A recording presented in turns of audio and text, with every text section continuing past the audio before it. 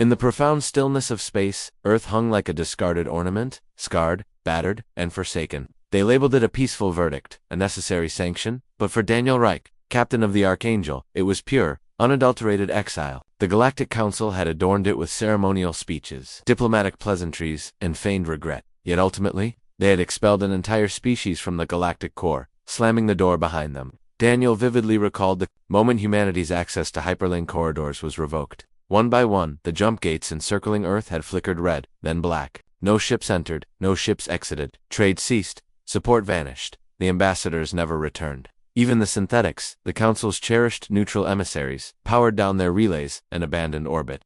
Earth was utterly alone. The catalyst? An incident on Cygnus 9, a mining colony jointly operated by humans and Threxian laborers. A brawl escalated fatally. A Threxian noble's son was impaled by a human ex-Masut, an accident. Daniel had read in the logs, though no one seemed to care. That single death unraveled everything. The Council held trials that made a mockery of justice. Earth's representatives were silenced, ignored, outvoted at every turn. Then came the verdict. Indefinite suspension from the galactic network. Reclassification as an isolated origin species. To them, humanity was a problem to be quarantined. But they overlooked one crucial detail. Humans don't perish quietly. The Archangel was forged in that bitter silence. A super heavy interstellar cruiser held together by sheer desperation and simmering rage.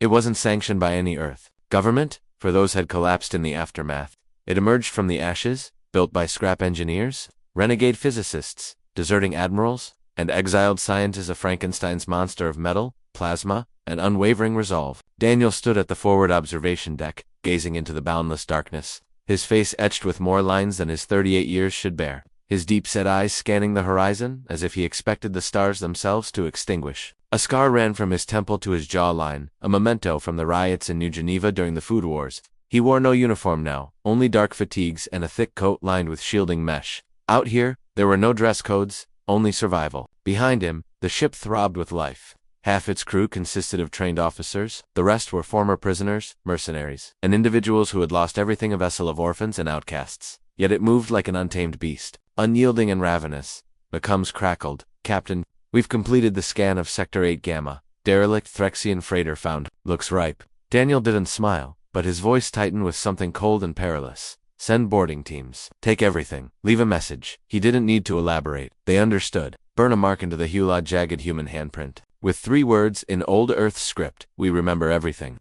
The Council believed exile would shatter them, that without trade, technology, and treaties, Earth would decay back into dust. But it only hardened them. They began constructing their own jump gates, jury-rigged with stolen schematics and parts scavenged from the black market. They started forging alliances with the fringes, with species the Council deemed undesirable, primitive, volatile, and slowly, system by system, humanity began to expand, not through diplomacy, but through power, through calculated raids, ruthless ambushes, and offers too tempting to refuse. Let us dock, or we burn your moons. That was the new diplomacy. Daniel no longer cared for peace. Peace was what got them stabbed in the back. He cared for one thing, ensuring the stars knew humanity was not dead, merely waiting. And they were done waiting, as the Archangel turned its engines toward the next system, a trade route near the Mara cluster. Daniel's thoughts drifted to the Council members who had opposed him at the last tribunal, the way they spoke in riddles and feigned concern, smiling as they voted him and his kind out of existence. One day, he thought, one day we'll return, but not to beg, not to explain, to conquer. He turned from the observation deck and walked to the bridge. Set course, he said. Next target's a fuel depot. Council-backed.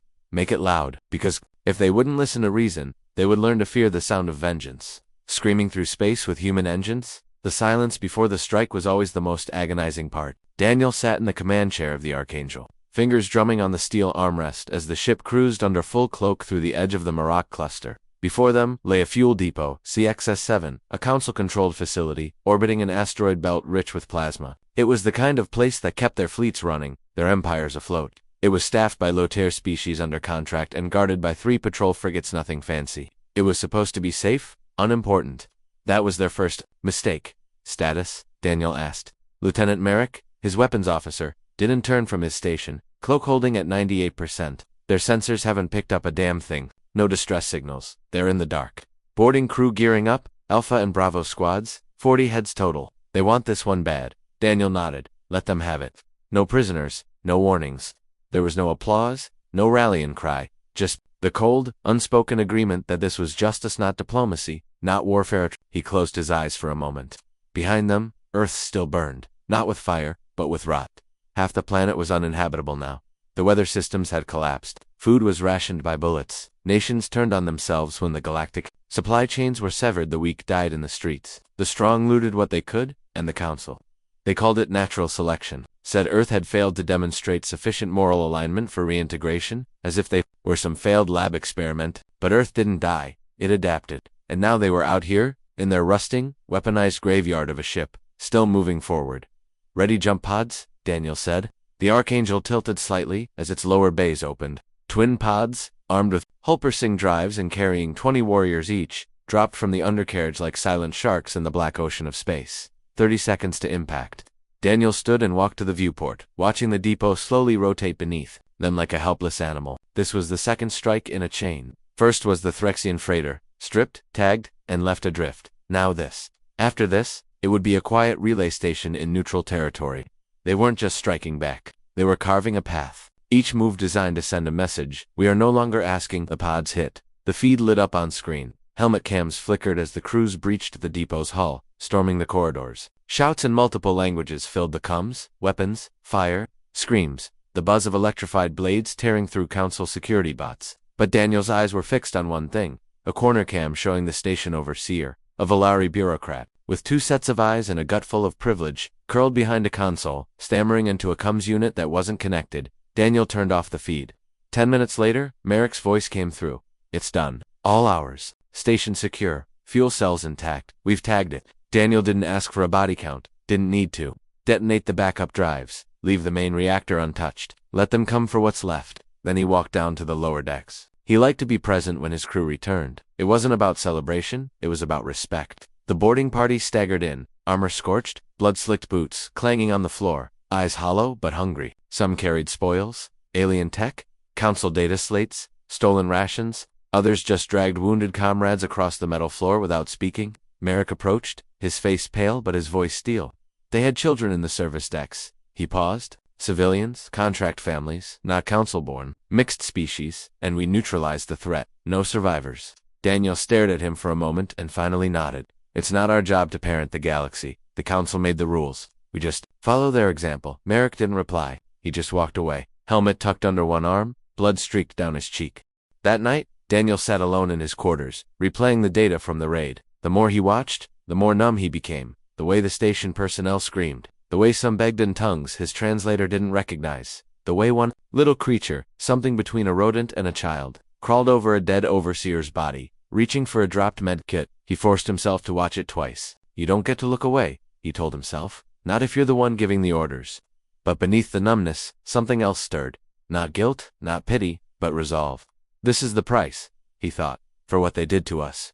For every Earth child that starved because they shut down our agri chains, for every colony that rotted when they pulled their medics and left us to die of the red fever, for every voice that was ignored in those chambers, every plea mocked, we were forced to become this.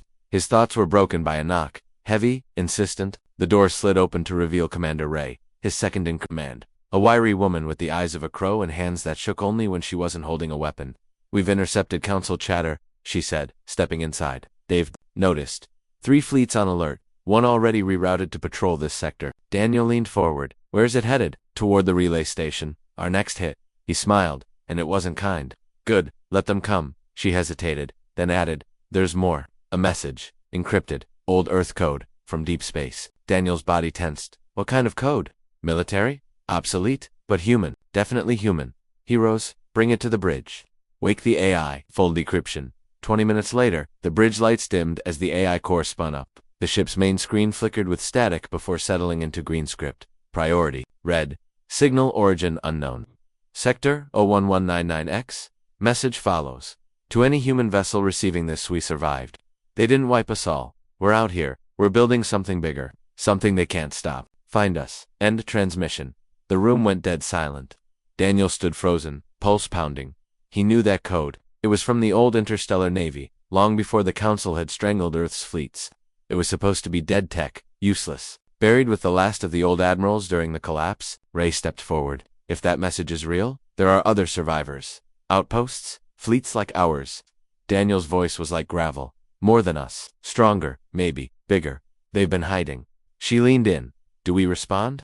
He turned. To Merrick, traced the signal source. Merrick frowned. That might take days. We'll have to triangulate with jump patterns. And if the council's watching those same bands, they'll know we got the message too. Then we move fast. We strike the relay station, draw their eyes there, and in the chaos, we vanish toward the signal. And if it's a trap? Merrick asked. Daniel's eyes hardened. Then we show them what Exiled taught us. No one argued. Outside, the stars kept spinning. The council kept sleeping in their palaces, confident that humanity was beaten, scattered, licking its wounds in some dark corner of space. But they were wrong, because Exile had not broken Earth. It had reforged it. They struck the relay station like a hammer falling through glass. Relay Theta 4, perched above a desolate rock in the Kerno's reach, wasn't built to withstand siege. It was a glorified communications array, a whispering post between trade lanes, protected by one council patrol, corvette, and a few orbital drones. Its purpose was simple: relay orders, monitor chatter, and remind the lesser systems that the council was always listening.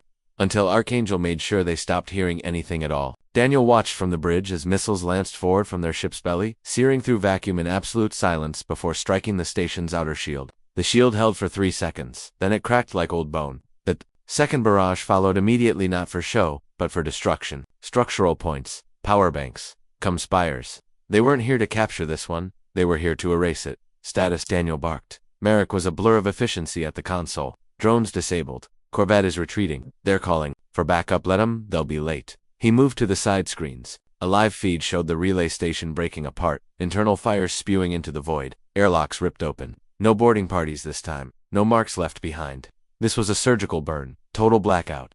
He knew the message this would send. Someone out there still had teeth. Someone out there didn't just want justice, they wanted blood. Good. The moment the last piece of the station flared into white-hot debris, Daniel turned to Ray. Jump drive status. Charged and holding. Then jump us now. Full burn to sector 01199X. There was a moment's pause. Merrick looked up. We've never been out that far. That's fringe territory. Past the rim. No charts, no friendly routes.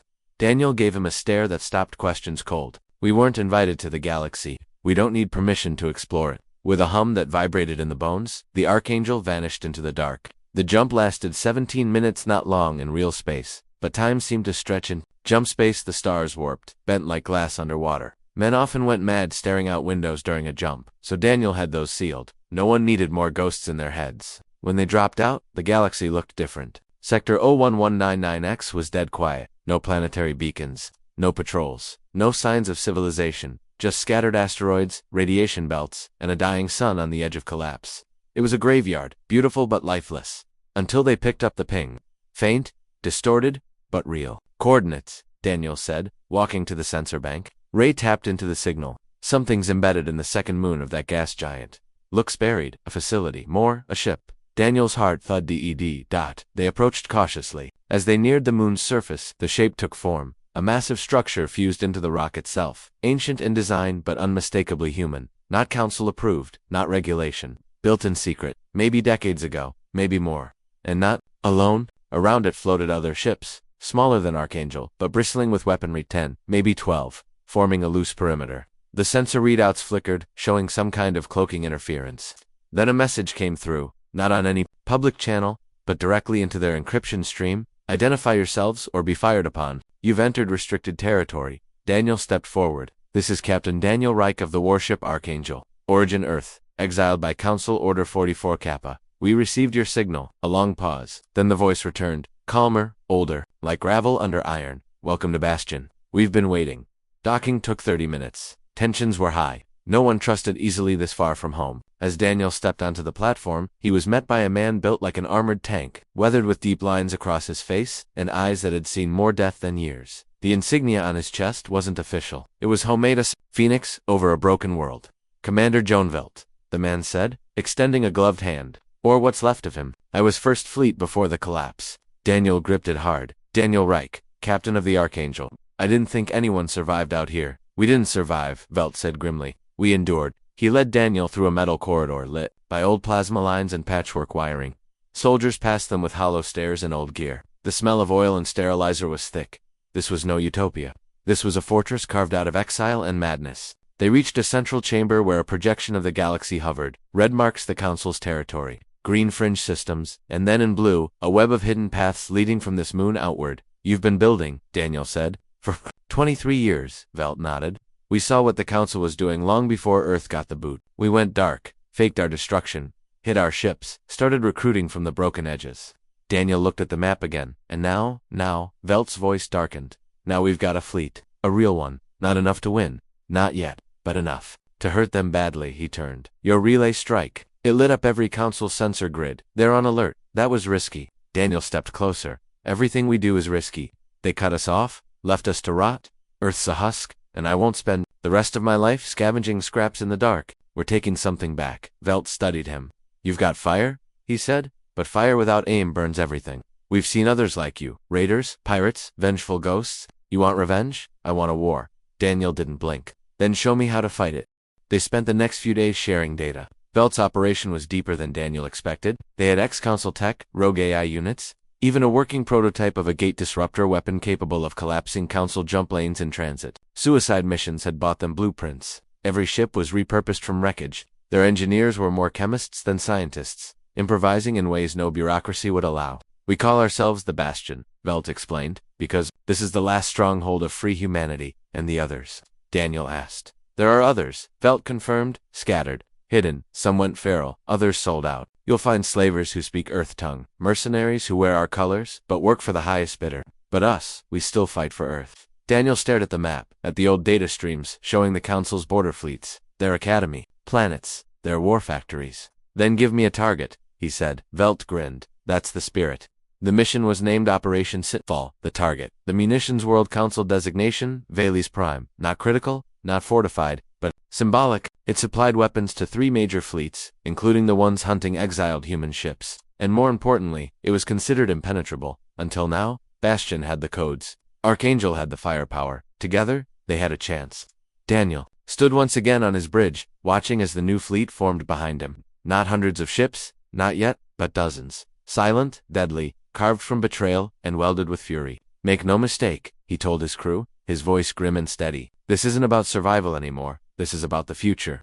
They tried to erase us. Now we write the next chapter in blood. Lights dimmed, engines roared, and humanity exiled, broken, enraged, prepared to strike back at the galaxy that left them to die. The night before the assault on Vales Prime, Daniel Reich didn't sleep. Sleep was a luxury, and he didn't believe in luxuries. Not anymore. Not when his ship was docked to a covert Bastion cruiser and orbiting just beyond Council sensor range, less than 12 hours from a planetary siege. He paced the dim bridge of the Archangel, boots echoing on the steel. The usual ambient lights were off, and only the crimson glow from the war map kept the shadows at bay. The system rotated before him. Vales Prime and its moons.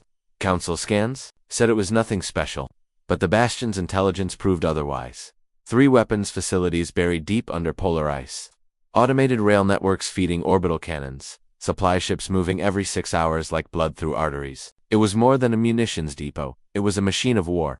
Still breathing, Captain. Daniel turned. Ray stood in the doorway, arms crossed.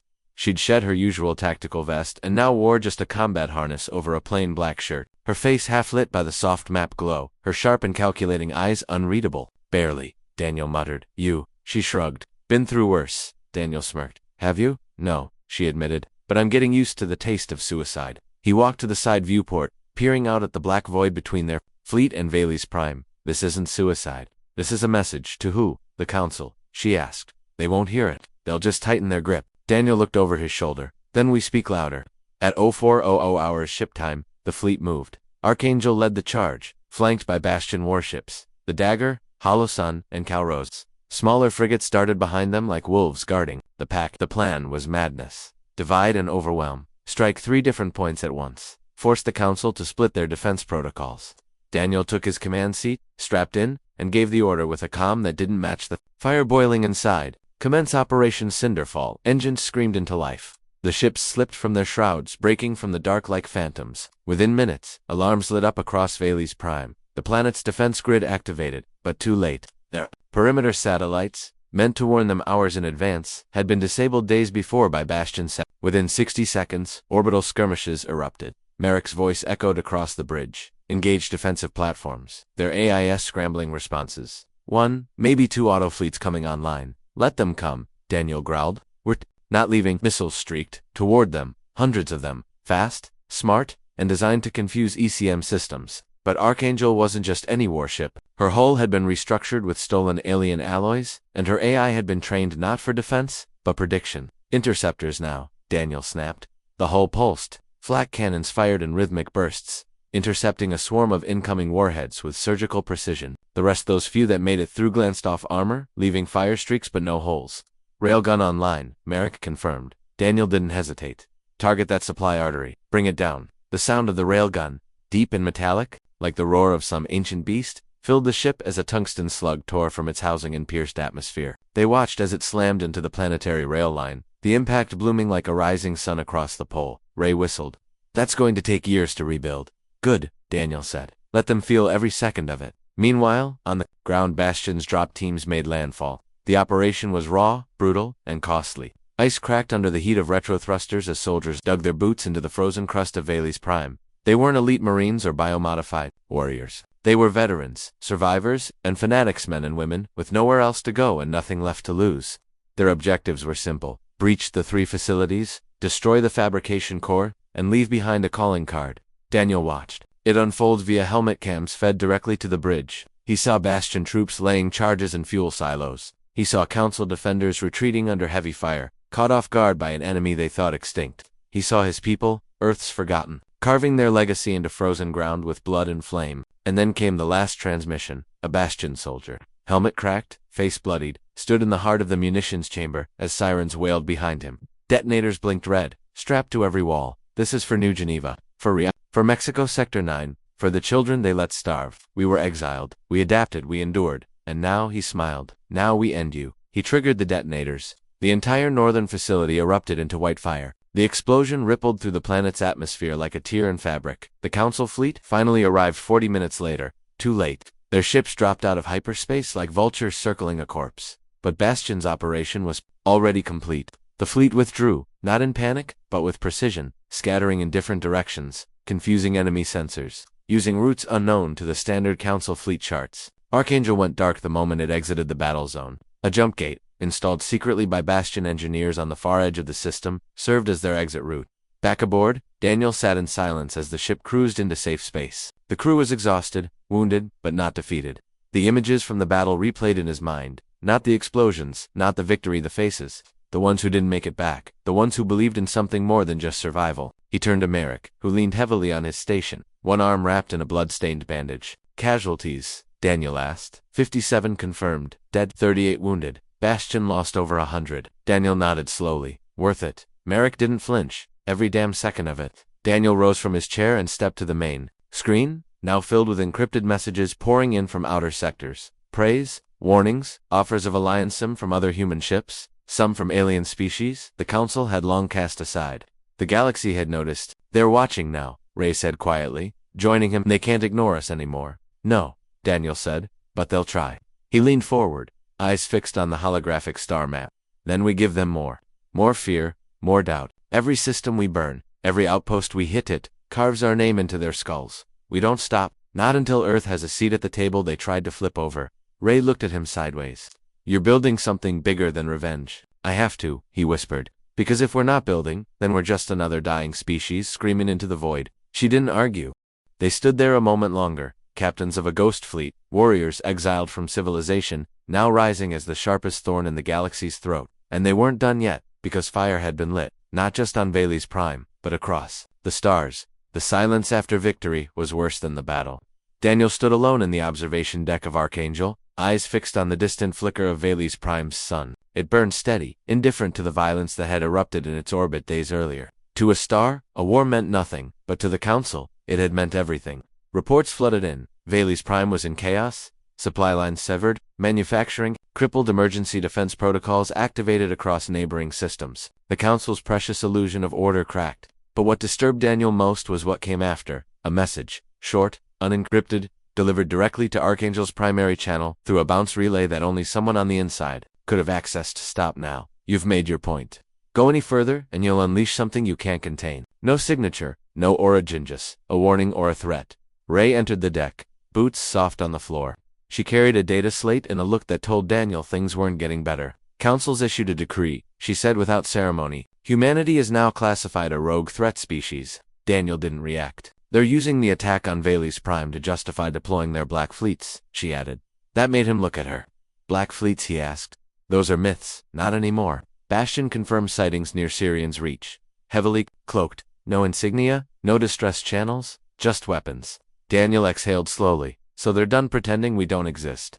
They want to erase us before others start believing in us. He turned back to the stars. Then we hit them again. Ray hesitated. We need to think this through. We're not just fighting warships anymore. We're fighting a system that built itself over centuries. One more mistake, and they'll call for extermination. Let them, Daniel said. They already tried. Earth's proof of that. She stepped closer, lowering her voice.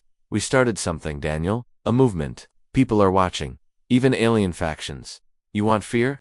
Good. But if we don't lead this right, we become exactly what they said we were. He looked at her, and for the first time in days, something flickered in his eyes, not doubt, but memory. The streets of old Boston during the blackout riots, the food riots, children killed for protein bars, mothers selling everything to get off-world visas that never came. That's what the council had left behind. You think I want this? He asked, voice rough. You think I enjoy burning planets, sending people to die? I was an engineer, Ray. I wanted to build things, but the council gave us no choice. They slammed the door and called it justice. If we don't fight, then all of this, everything we've done, was for nothing. She didn't answer. There was nothing to say. Later that cycle, Daniel met with Commander Velt face to face, in Bastion's encrypted comms chamber. Velt looked older than before, not in body, but in bearing. There were new scars across his neck, faint burns that told a story Daniel didn't ask about. I got your message, Daniel said. What's the urgency? Velt brought up a star map. The council's mobilizing in the Cinder Expanse. That's neutral territory. They're hunting for us. For all of us. And not just humans. They've started purging fringe species. Anyone suspected of harboring humans gets blacklisted. Some get sterilized. Daniel's fists clenched. They're forcing neutrality out of everyone. Velt continued. Even the merchant clans are folding. Only a few are resisting. Then we give them a reason to resist, Daniel growled. We hit something bigger. Velt gave him a hard look. You want to escalate. I want to wake the galaxy up. They've been asleep too long. Velt nodded. Then I have something. Council Archive Station Epsilon. Deep core classified data vaults. If we can get in, we'll find black files.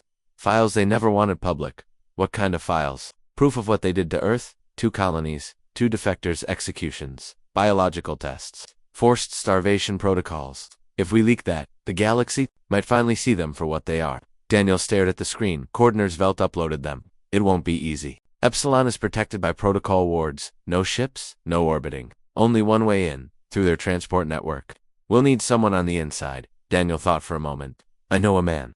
A council traitor. He owed me once. Might still be breathing. Velt grunted. Then find him, and fast, before they bury that archive in a sun. Back aboard Archangel, Daniel called a private meeting with his core crew. Merrick, Ray, Siloth a mechanic, who once designed weapons for the council before they tried to kill his family, and Cass, a former traitor who'd lost everything to council asset seizures, and now flew like death itself. He laid out the mission. No one flinched. But Cass leaned forward. You sure this is worth it, Captain? This archive crap. We've done more damage with fire than we'll ever do with secrets. Daniel didn't look away. Secrets built this galaxy. Cass. The council doesn't rule through strength. They rule through silence. We break that silence. We break their grip. Ray added. The galaxy's teetering. Most don't care about humans, but they care about justice, truth. If we show them how deep the rot goes, we won't be fighting alone. Cass cracked his knuckles. Then let's go digging. The search for the traitor Gyrene took them 3 days. He was living under a false name in a mining colony on Ton 8, drinking himself to death and pretending not to care about the universe. Anymore, Daniel found him in a bar full of broken men, wearing a fake face and a broken spine brace. You should have killed me the last time, Gyrene hissed when Daniel confronted him. You should have died with dignity, Daniel replied. But he offered a deal. Not mercy, never mercy, only one last job. And a promise. Help them infiltrate Archive Epsilon, and whatever secrets they found would make Gyrene untouchable, even if the council survived. You really believe the truth matters? Gyrene asked, coughing. Daniel looked him dead in the eye. No, but fear does. And the truth is the only thing left that still scares them. As Archangel prepared for the next jump, Daniel stood again in the observation bay, watching the stars shift slowly. He felt it something changing. Not just in him, in the crew, in the galaxy. They weren't just fighting for survival anymore. They were building a legacy, one scar at a time. The sky above Station Epsilon looked like oil darks and ready to ignite. Daniel stared through the cracked window of the stolen council transport ship, his jaw clenched tight. Epsilon spun below them in perfect formation, a pristine white sphere with no visible openings, no docking ports, no landing bays. It hovered in space like a pearl grown in darkness, beautiful, sterile, and impossible to breach without permission. But that's what Gyrene was for. He sat across from Daniel, hunched in the pilot's chair, hands trembling slightly, not from fear but from years of abuse and whatever low-grade stims he used to keep himself going. Once Gyrene had been the head of security algorithms for the Council's Data Integrity Division, the man who designed the very locks they now planned to pick. Approach vector locked, Gyrene muttered. AI handshake initiated. They'll think we're a medical logistics vessel returning from Cygnus 7, and they won't scan deeper. Ray asked tight-lipped. Gyrene gave a dry chuckle. Not unless they're sober, which none of them are. I assure you, most of the inner core operators drink their lunch. Daniel didn't relax. How long do we have? 2 hours. Once we're inside the shell, internal monitors will go blind for about 7 minutes. That's our window to disappear. After that, if we're caught, well, you're familiar with the Council's definition of mercy. Daniel looked back toward the rear of the ship where Merrick and Silo were checking gear. Compact charges, anti-sensor suits, neural dampeners, nothing bulky, nothing loud. This wasn't a siege. It was a surgical ghost raid. As they drifted closer, the ship shuddered gently, a sign they'd passed the first of Epsilon's perimeter scans. Gyrene held up a small key made from black glass and placed it into the console. The moment it clicked, the ship lurched. Daniel reached for his sidearm on instinct. Relax, Gyrene muttered. The shell's opening. Indeed, from below, the perfect surface of the station began to segment. Small panels pulling away, revealing a narrow shaft lined with magnetic tethers. A coffin chute, Gyrene whispered. They only use it for bodies they don't want traced. I figured they wouldn't miss one. Daniel gave him a look. You're a twisted bastard. You're the one who came to me, Captain. They descended in near total silence. Once inside the shaft, gravity shifted, locking their boots to the sidewall. Ray led the way, planting a small sensor disruptor every 15 meters. Just enough to break the station's passive scanning rhythm without triggering a full alert. Merrick carried the pulse carbine. Silo had the charge packs. Daniel moved last, sweeping their trail clean. The interior of Station Epsilon was nothing like Daniel expected. There were no guards, no drones, just sterile white corridors lined with sealed doors, each with a numeric code and no labels, the kind of design that only made sense to machines. It was quiet. Too quiet. Gyrene directed them through an auxiliary maintenance shaft. All paths converge at the central core, he whispered, but the data vault sits 20 levels down. We need to bypass at least 3 biometric locks to get there. And you still have clearance? Daniel asked. Gyrene's grin was hollow. No, but I have a copy of someone who did. He produced a metal syringe from his coat and injected it into the access panel. For a moment, nothing happened. Then the door hissed open. The air inside was colder, not just in temperature, but in weta. Silence that wasn't absence, but suppression. This is where the truth lives, Gyrene muttered. Everything the Council didn't want anyone to know. War crimes, betrayals, internal dissent, things they did even to their own species. Daniel felt a slow rage crawl up his spine. Let's rip it open. The vault chamber was enormous, dozens of hexagonal columns extended from floor to ceiling, each humming with light and data. Gyrene moved fast, interfacing with the master console at the far end. Silo deployed a security net around them, while Merrick stood watch. This thing houses petabytes of encoded logs, Gyrene explained. It'll take hours to copy, but I'm not just copying. I'm injecting a live virus that'll piggyback on council-wide network updates once we leave. It spreads. Daniel stepped beside him. What's in it? Gyrene paused. Let's find out. He tapped a command. One of the columns dimmed, revealing a playback screen. The first video showed an Earth colony, lush, full of life. Children played near a food station. Council envoys smiled at the camera. Then the scene shifted. The envoys left. The food stations shut down. Armed drones patrolled the perimeter. The colonists began to die. No reason was given. No war, no protest. Just starvation. A caption blinked on the screen. Reclassified test environment. Subject, resource, withdrawal compliance. Daniel turned away, fists clenched. Another file loaded. This one a meeting log between high-ranking council members. We can't risk another uprising like on Earth, one of them said. The humans are dangerous when cornered. Best to fragment their systems, keep their leaders in exile, make sure they fight each other instead of us. Another nodded. And if they survive, the first one laughed, then they'll be too broken to matter. Daniel's voice was low. Uploaded every file, every lie, every crime. Gyrene nodded, hands flying over the console. Give me 10 minutes. But 10 minutes was too long. Ree's voice snapped over the comms. One floor up, drones pattern. Sweep, we're compromised.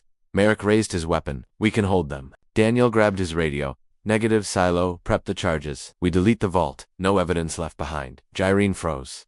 What? The data. Daniel grabbed his collar. It's already uploading. We don't need this place. We need out. Silo placed the charges. Ray dropped 3 drones with clean shots through the shaft opening. Merrick held the rear, blasting another with his pulse rifle. Gyrene scrambled to extract the final encryption key. Alarms screamed. Lights turned red. The vault began to hum. "We've got 60 seconds, Silo barked. Gyrene punched the last command, pulling the drive chip free and shoving it into Daniel's hand. "Take it. It's the backdoor key. If the virus fails, this can still open every eye in the galaxy. Move," Daniel shouted. They ran back through the shaft, through enemy fire. Ray took a shot to the shoulder but didn't slow. Merrick threw a sonic charge behind them that collapsed the hallway. Silo got hit in the leg. Daniel dragged him. The transport bay was in flames. But Archangel was there, cloaked, waiting exactly where Cass had promised. They boarded with seconds to spare. The vault exploded behind them, a silent burst of blue fire that vaporized the core. Daniel threw the chip to Ray. "Get it to Velt. Tell him to release it when ready. And you," he looked out at the void. "They started this war with silence. We're going to finish it with screams." The truth hit the galaxy like a meteor. It started as a whisper data packet smuggled into merchant channels, quietly passed between ships on fringe routes. Then came the encrypted leaks to neutral observers, the shady data journals, the outlaw come-bans, and then finally, Bastion made the decision to rip the lid off everything. The files Daniel and Gyrene pulled from Station Epsilon were more than just damning. They were nuclear holograms of forced sterilization camps on Earth's colonies, classified council meetings approving famine as a containment tool, direct orders to detain human diplomats and quietly remove them without trials, a secret protocol called HFY which detailed how the council planned to eliminate any human resurgence before it could threaten core worlds. Within 48 hours, dozens of fringe species called for emergency assemblies. Smuggling rings refused council contracts, even to mid-tier factions. The Tari and Kororan syndicates publicly denounced the council and declared neutrality. The council, of course, denied everything. They blamed radical human agitators, called the data fabricated, claimed it was deepfake tech, but no one believed them. Not after the documents showed file integrity stamps, official council encryption, codes that even their own systems couldn't fake. Daniel stood on the Archangel's bridge, watching the chaos unfold. The main screen showed news feeds from across the galaxy, riots in diplomatic zones, military blockades crumbling, council spokespeople being chased off neutral planets by mobs. It was everything they had fought for. But Daniel didn't smile, because the fire was spreading too fast. Ray stood beside him, arms crossed. Her wound was still healing, and the scar on her face gave her a colder look than usual. "They're cracking, but so are we." He glanced at her, explained. She handed him a data slate.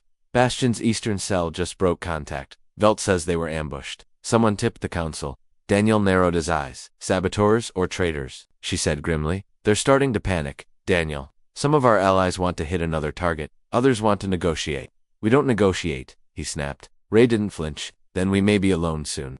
Daniel turned back to the screen. "So be it." 2 days later, Daniel met with Velt face-to-face on Bastion 4, a rocky moon base dug into the side of a crater and shielded from orbital scans by dense metals and solar interference. Velt looked thinner, angrier. The pressure of leadership was starting to corrode his patience. "We lost 3 supply freighters last week," Velt said, his voice gruff. "Council dogs are patrolling with new stealth tech. We don't even see them coming." Daniel nodded. "We need to start building outposts, places they can't touch." Velt shook his head. "That takes time. People trust, and right now, trust is in short supply, even among our own." Daniel leaned forward. "There's more." Velt sighed and rubbed his forehead. "There's always more." Daniel placed the backdoor key drive, the one Gyrene had risked everything for, onto the table. "This will get us into every system the council still thinks is secure. Military traffic, surveillance logs, economic choke points. We hit their arteries next." Velt stared at the drive for a long time. "You're escalating this into a full war. They declared war when they starved our colonies." Velt didn't argue. But then he added something that hit harder than Daniel expected. "Gyrene's dead." Daniel blinked.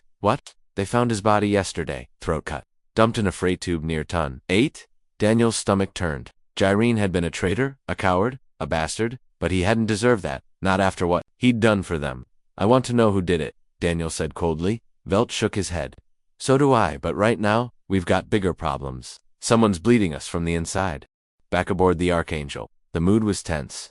The crew had felt the shift. The early days of vengeance had given way to paranoia and fatigue. Every new face was suspect. Every ship that docked was scanned twice. Even Merrick had started sleeping, with one eye open. Silo, the old engineer, said it best one night in the mess hall. "This ain't a revolution anymore," he muttered, sipping synthetic whiskey. "This is survival dressed up in fancy words. And survival turns good men into monsters." Daniel overheard it, but he didn't respond, because he knew Silo was right. They weren't building a future. They were tearing the old world down and praying something better rose from the ashes. Then came the message, broadcast wideband uncluded. This is Council Admiral Theon Bra, speaking on behalf of the Galactic Preservation Authority. Effective immediately. All ships aiding or abetting human insurgents will be treated as hostiles. Your outposts will be neutralized. Your leaders captured. There will be no mercy. And to the human vessel Archangel, you have 72 hours to surrender, your commander, Daniel Reich. If you do not, your world dies screaming. Ray slammed her fist on the console when she heard it. They're going after Earth.